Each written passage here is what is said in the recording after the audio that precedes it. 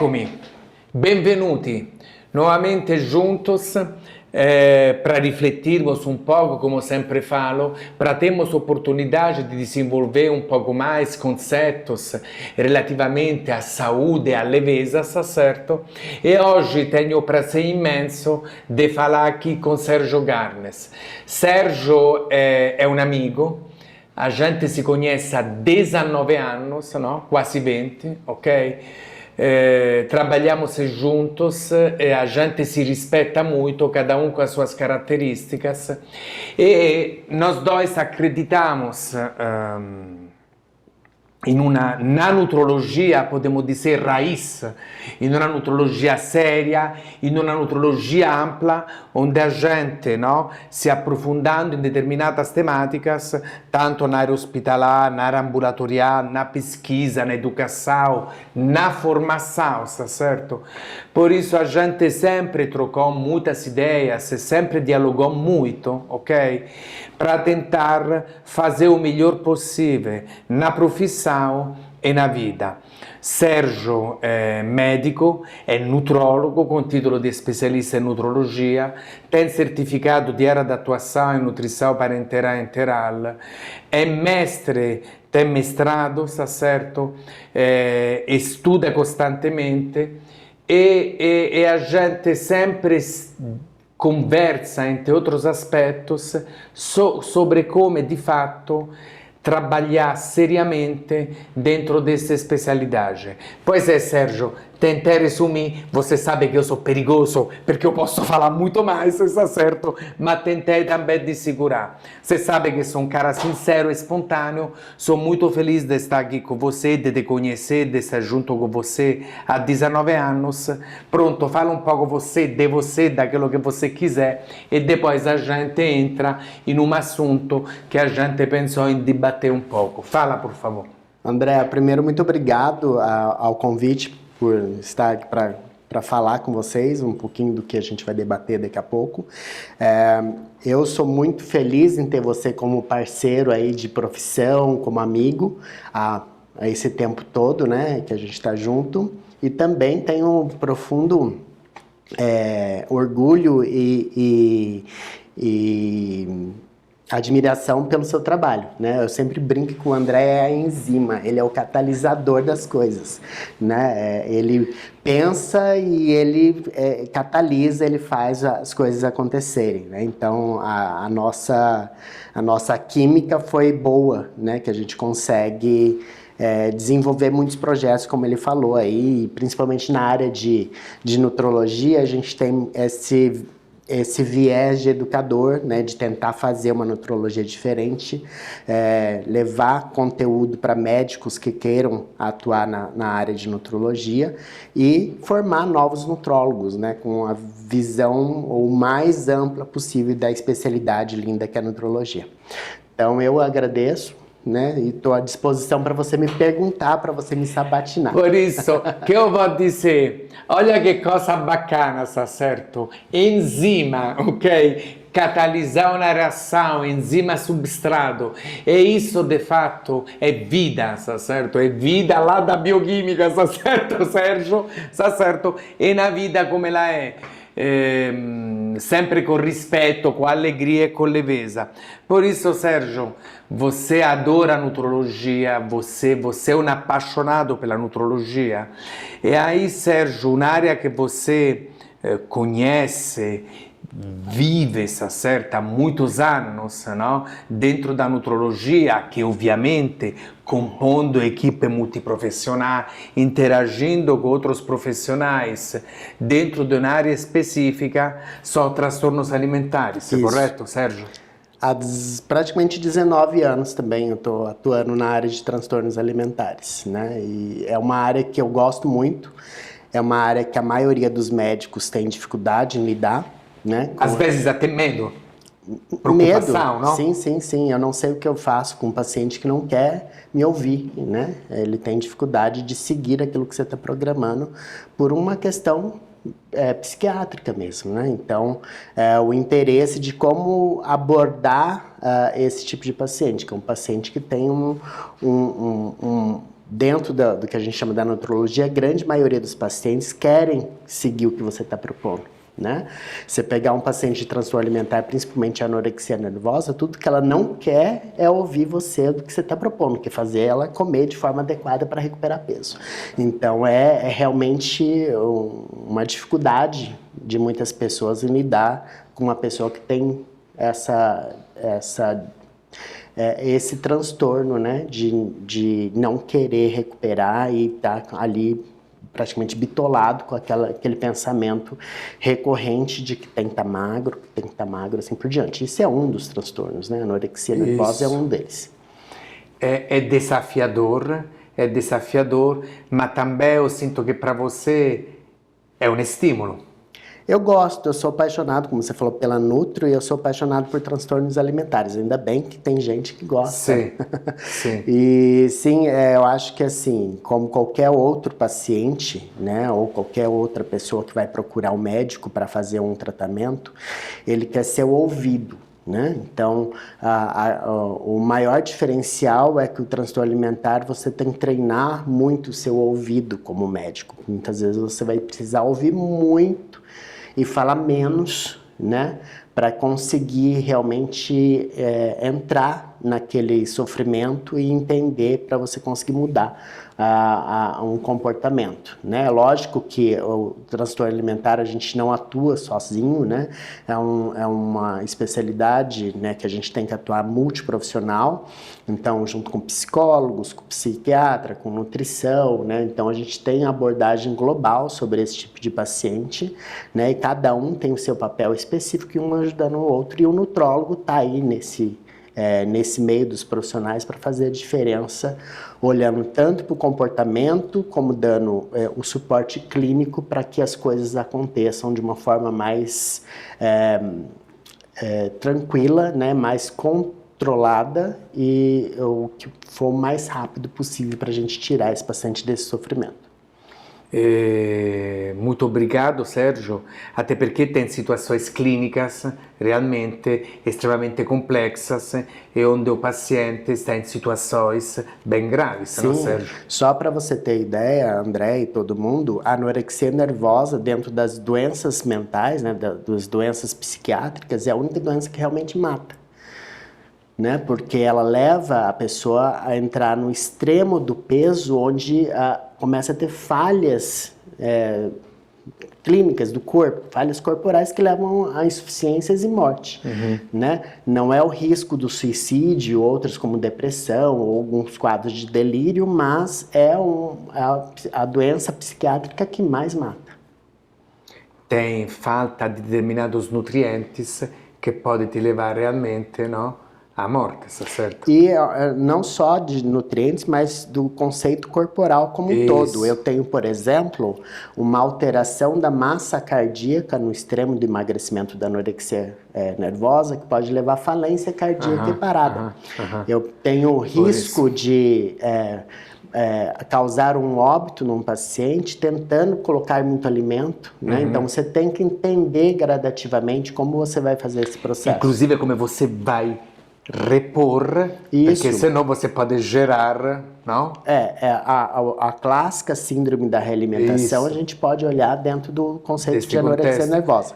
A realimentação, o pessoal, é quando a gente dá uma oferta calórica para alguém que está em privação. Isso pode acontecer na anorexia, mas pode acontecer no desnutrido, no paciente com câncer, né? Nos pacientes que ficam em jejum muito tempo, por questões cirúrgicas em geral, onde eu tenho uma alteração bioquímica do sangue e uma queda abrupta, principalmente de fósforo e potássio, que pode levar a arritmia cardíaca, com consequente parada, alteração do processo respiratório, com parada respiratória, e isso pode causar a morte. Então, aí a importância, né, do médico aí, com a visão, aí entra o nutrólogo, mas qualquer um médico com embasamento clínico, e se souber metabólico, que isso acontece, ele tem condição de garantir uma certa segurança nesse processo para evitar um desfecho totalmente desfavorável na intenção de tratar.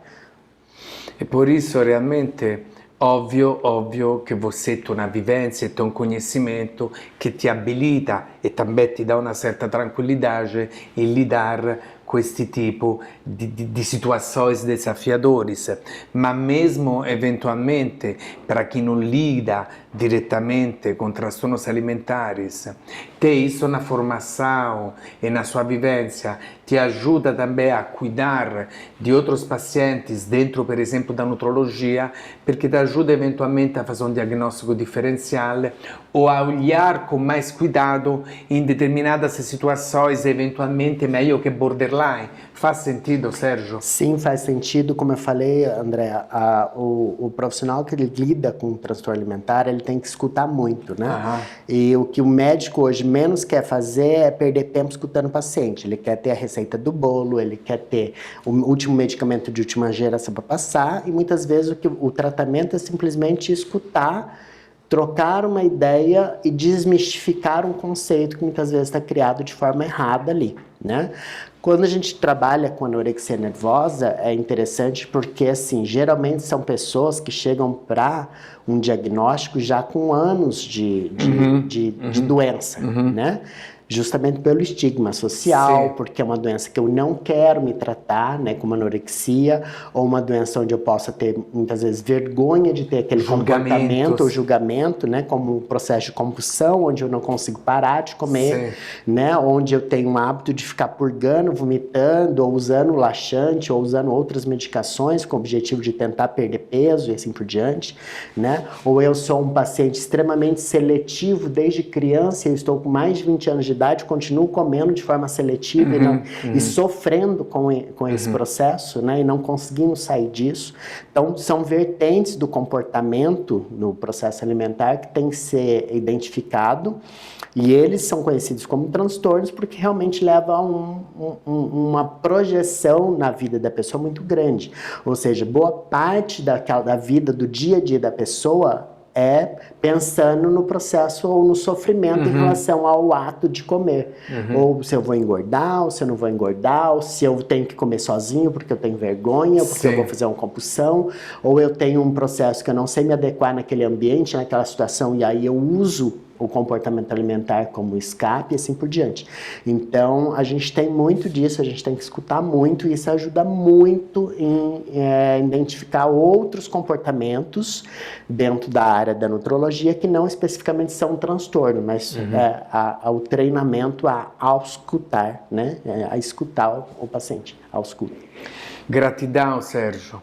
Em outras ocasiões eu já destaquei a escuta ativa, certo? Ou seja, isso é evidente que é importante em qualquer circunstância, é importante nas relações de uma forma geral e não apenas em uma situação específica clínica. Óbvio que você destacou isso muito bem em uma situação específica, eventualmente de transtornos alimentares, mas você destacou também isso, que em outras áreas da nutrologia, da medicina e da vida, a escuta ativa ou prestar atenção pode fazer a diferença, inclusive estimulando ou tentando ajudar a pessoa que está lá buscando a nossa ajuda, para ela mesma se ajudar um pouco mais, ou seja, porque isso te permite às vezes de descobrir ou de você ajudar a descobrir a outro que tem a capacidade ou a força de se cuidar um pouco mais e que não precisa apenas buscar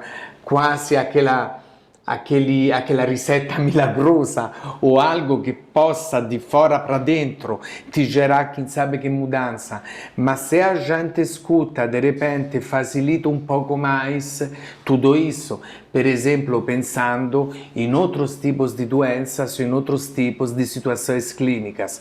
Você já destacou isso, gostaria apenas de enfatizá-lo um pouco mais. Faz sentido, Sérgio? Sim, faz sentido. Acho que a escuta é importante para tudo. E dentro do processo de escuta, eu vou até puxar um pouquinho a mais, né? Pensando na nutrologia como um todo, e a atuação do nutrólogo como especialista e de quem trabalha com transtornos alimentares. O nutrólogo, muitas vezes, ele lida com um tema muito sensível hoje dentro da população, que é a imagem, tá? Então, as pessoas buscam, muitas vezes, um nutrólogo para ter o corpo perfeito, né? Para ter aquele abdômen tanquinho, para perder todo o excesso de peso e ter zero gordura, né? Então, a gente lida com pessoas que estão atrás de uma imagem perfeita. alimenta. Tipo expectativa, sabe? Isso, né? Parece aquele jogo de expectativa, realidade, como tá. E aí que tá o grande problema, né? A gente tem que tomar cuidado com a hipervalorização do perfeito ou daquela imagem, a individualização de cada um, né? E na hora que você está fazendo ali a entrevista com a pessoa que está assim, sempre pergunte, né? Como que está esse processo de imagem também. Por exemplo, quanto tempo gasta por dia, às vezes, numa rede social, olhando isso, né? Isso é importante, porque isso é uma dica, até porque está fugindo do que deveria ser o processo de normalidade, está ficando acima do que é esperado, isso pode estar tomando uma proporção grande demais na vida da pessoa e levando a um risco maior, por exemplo, de desenvolver um transtorno alimentar, né? Porque aquela pessoa às vezes não tem genética, ela não tem corpo para ter aquela estrutura, que aquela figura, aquela personalidade tem no Instagram, e por exemplo, eu estou falando de Instagram porque tem vários estudos demonstrando o impacto do Instagram em transtornos alimentares, tá? E ela busca aquela mágica, aquela figura, muitas vezes a um custo muito alto para a sua vida, e isso é um gatilho para desenvolver um transtorno alimentar, né? Então a gente tem que tomar cuidado com esse processo e no momento de conversar com a pessoa que está buscando o tratamento, entender um pouco como que está essa figura, essa imagem, né? A gente lida muito com a autoestima dentro da nutrologia, né? Então o processo de alimentar-se, o processo de exercitar-se, o processo de colocar uma roupa porque está legal, né, ou de se apresentar para alguém, é um processo de autoestima. Então, muitas vezes está muito associado. E se a gente trabalhar um comportamento alimentar, muitas vezes a sensação de uma baixa autoestima, né, ou de se auto-menosprezar muitas vezes, ele está associado com um comportamento de até meio de punição ou de autoagressividade, que muitas vezes encadeia até um quadro de compulsão por um alimento específico e tudo mais. Depois vem aquele medo, aquela vergonha, por que eu fiz, eu não consigo parar, e o julgamento, né? E isso vira uma bola de neve, um ciclo eterno na vida dessa pessoa, e ela não sabe como sair, né? Então, é esse olhar que a gente tem que ter dentro do processo de transtorno alimentar. Então, como você me perguntou, eu falei, vamos comentar a respeito da imagem corporal, porque eu acho que é interessante, né? É saber que cada um tem uma estrutura, cada um tem uma possibilidade. Tem um metabolismo, tem uma história. Tem sim que olhar para a saúde como um todo, mas talvez aquela imagem, aquela busca daquela imagem inalcançável possa ser precipitar para uma doença grave que é um transtorno alimentar. É porque lá é frustração garantida, não, Sérgio? Porque você não vai alcançá-la nunca, mas você bota na cabeça e cria uma expectativa meio que inalcançável, correto? É uma busca incessante, né, por essa situação, então é complicado.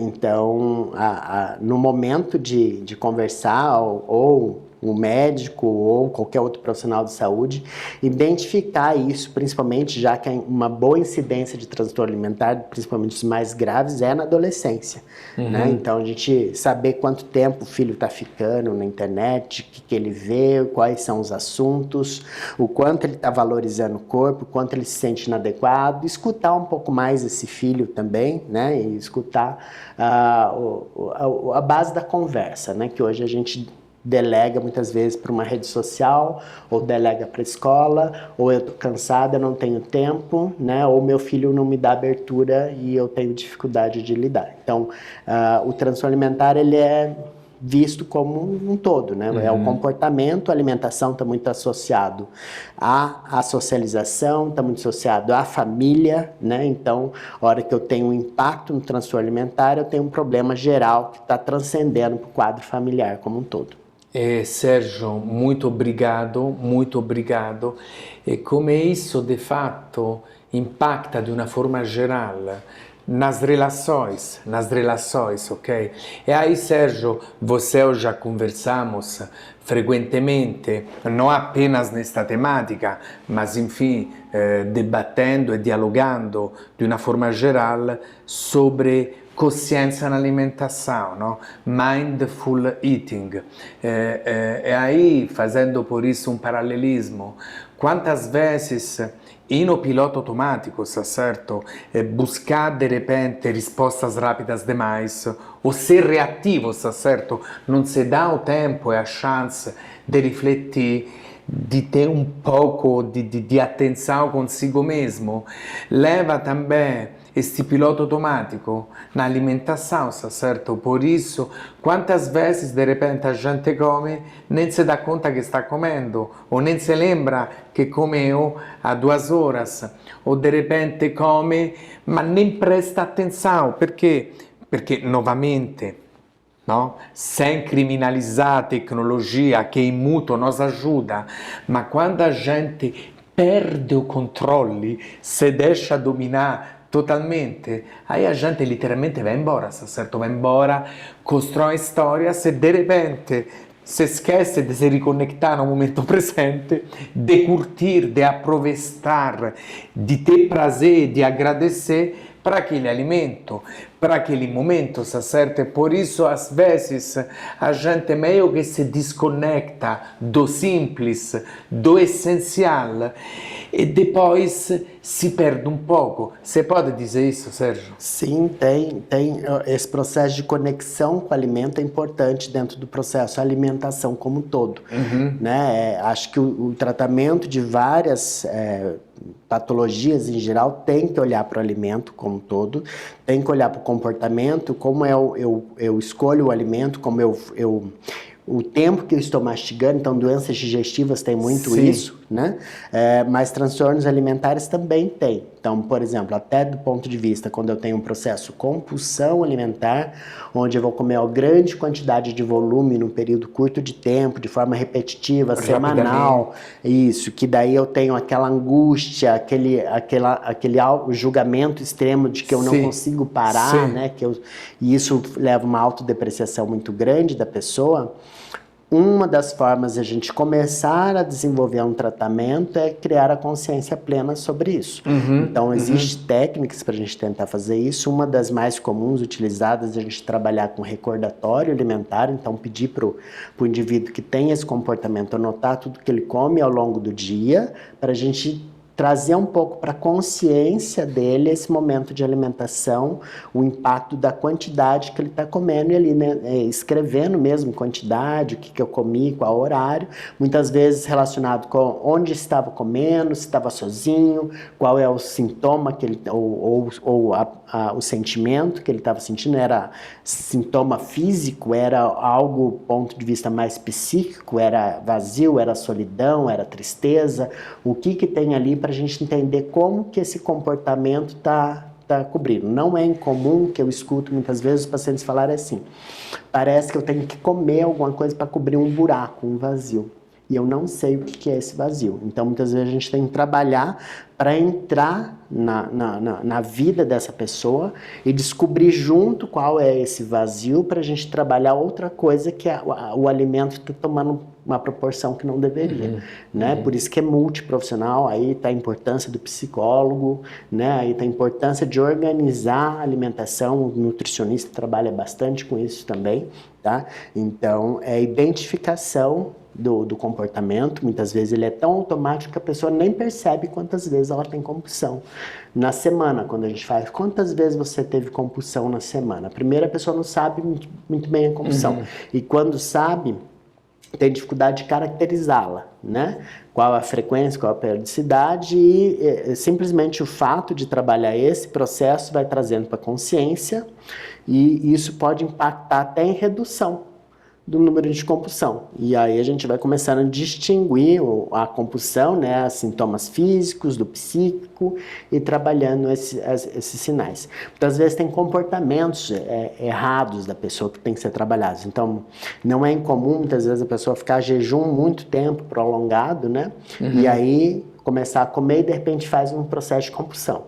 Aí vem o quadro de compulsão e a pessoa bate aquele arrependimento, fala, eu vou ganhar peso, vou engordar e eu resolvo jejuar de novo. Então ela vira um ciclo, né? Entre comer de forma compulsiva, sem controle, tentar dar uma compensada tentando parar de comer, né? E aí isso se retroalimenta. Então eu não consigo melhorar a pessoa. Passa de um extremo para outro. Isso, né? Então o comportamento da pessoa está todo desbalanceado. Aí dentro disso daí ainda a gente tem aquilo que a gente estava comentando da imagem, né? Que é algo que ainda está ali, que está piorando a situação toda, levando a um estresse muito maior nessa pessoa do que deveria. Tá? Então a gente tem que trabalhar todo esse conceito. Por isso, Sérgio, já finalizando esse nosso encontro, mas você, nesta última sua fala, falou e destacou, não, mais de uma vez, mas também anteriormente, é a equipe. Não? Claro, sabemos que a equipe é importante, mas a equipe é importante mesmo, correto, Sérgio? Por isso, te ajuda de fato quando as coisas acontecem de forma integrada, com diálogo entre os profissionais, com respeito, porque às vezes, ou quase sempre, você consegue cuidar melhor, não? Em equipe.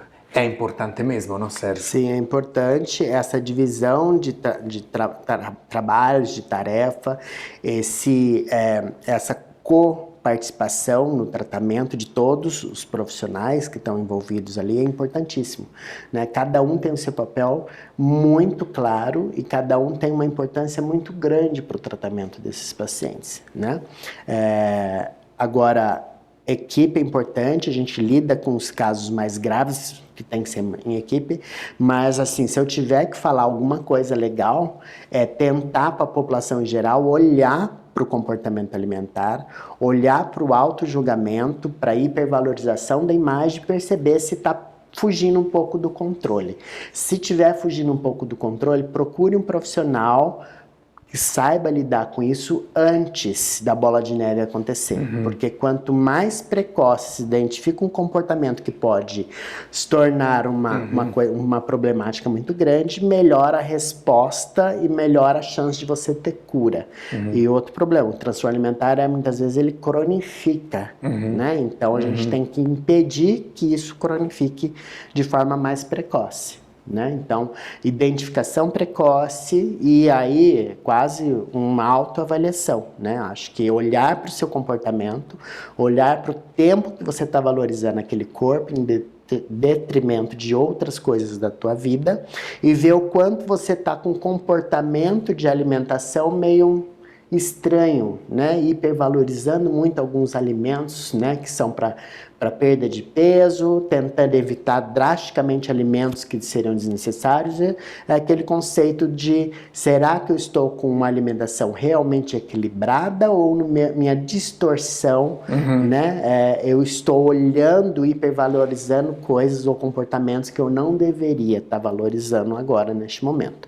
Se a pessoa faz essa reflexão e ela percebe que tem alguma coisa estranha e que ela está começando a perder o controle, ela deve procurar um tratamento mais precoce antes de desenvolver uma situação mais grave, mais cronificada. Por isso que eu falei que muitas vezes a pessoa chega já com anos de doença, né? Então ela acha que aquilo lá vai passar, que aquele comportamento, quando ela vai ver, já tem 6 meses que ela está naquele sofrimento, e aí ela só percebeu que aquilo é um sofrimento com 6 meses, com 8 meses, com 1 ano.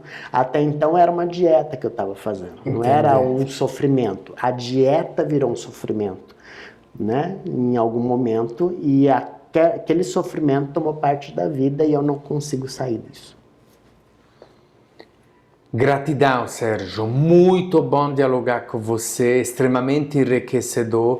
Espero que vocês tenham aproveitado, está certo? Muito obrigado, Sérgio. De nada, eu que agradeço a oportunidade. Até a próxima.